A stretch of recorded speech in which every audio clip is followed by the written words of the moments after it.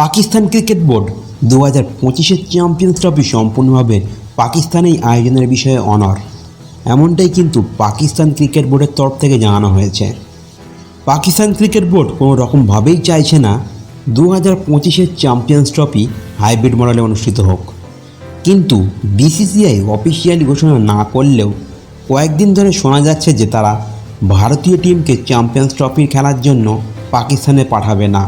BCCI সম্ভবত আইসিসিকে অনুরোধ করবে চ্যাম্পিয়ন্স ট্রফি হাইব্রিড মডেলে অনুষ্ঠিত করাতে। আর যদি ভারত চ্যাম্পিয়ন্স ট্রফি খেলতে না যায় পাকিস্তানে, অথবা যদি চ্যাম্পিয়ন্স ট্রফি হাইব্রিড মডেলে অনুষ্ঠিত হয়, তবে পাকিস্তান ক্রিকেট বোর্ড হুমকি দিয়েছে যে 2026-এর টি-20 বিশ্বকাপ যেটি ভারতে অনুষ্ঠিত হবে সেখানে তারা অংশগ্রহণ করবে না, তারা 2026-এর বিশ্বকাপ বয়কট করবে। এমনটাই কিন্তু পিসিবির তরফ থেকে জানানো হয়েছে।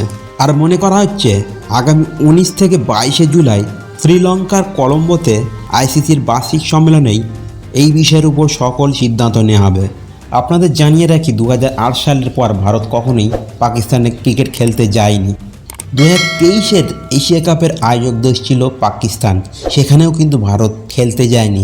শেষ পর্যন্ত হাইব্রিড মডেলে খেলাটি অনুষ্ঠিত হয় এবং ভারতের সকল খেলা কিন্তু শ্রীলঙ্কায় অনুষ্ঠিত করা হয়েছিল, এমনকি সেমিফাইনাল ও ফাইনালও শ্রীলঙ্কাতে অনুষ্ঠিত হয়েছিল। এখন একটি বিষয়ই দেখার যে আইসিসি এই বিষয়ের উপর কী সিদ্ধান্ত নিতে চলেছে।